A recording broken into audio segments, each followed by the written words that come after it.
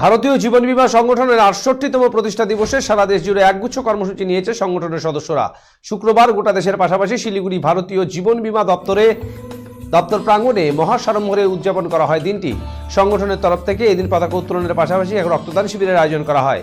Siliguri zonal ১, ২, ৩-এর পাশাপাশি বাগডোগরা শাখার সদস্যরা এই রক্তদান শিবিরে অংশগ্রহণ করেন। শিলিগুড়ির তেরাই ব্লাড ব্যাংকের সহযোগিতায় এই রক্তদান শিবিরে প্রায় ৫০ জন রক্তদাতা অংশগ্রহণ করেন। এদিন পুরুষ রক্তদাতার পাশাপাশি মহিলারাও রক্তদান করেন।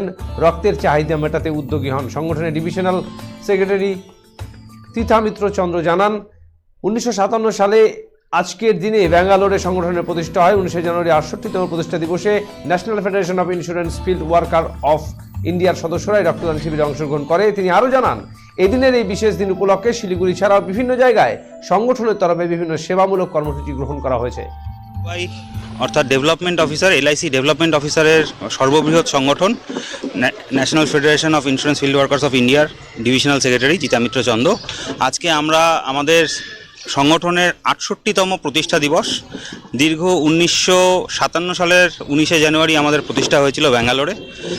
সেখান থেকে সেই দীর্ঘ যাত্রা আজকে আমরা ৬৮তম প্রতিষ্ঠা দিবস পালন করছি সারা ডিভিশন জুড়ে। এবং আমাদের সংগঠনের উদ্দেশ্য হচ্ছে এলআইসির এবং এলআইসির পলিসি হোল্ডারদের উন্নতি করা।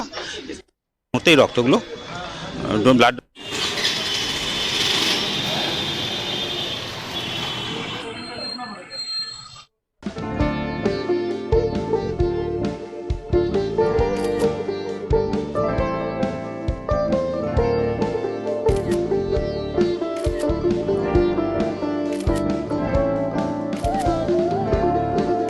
Yeah, ma'am.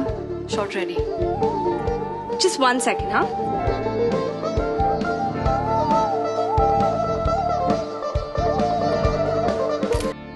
Simco Gold and Diamond, RRN Road, Old Post Office Para South, Coach Bihar.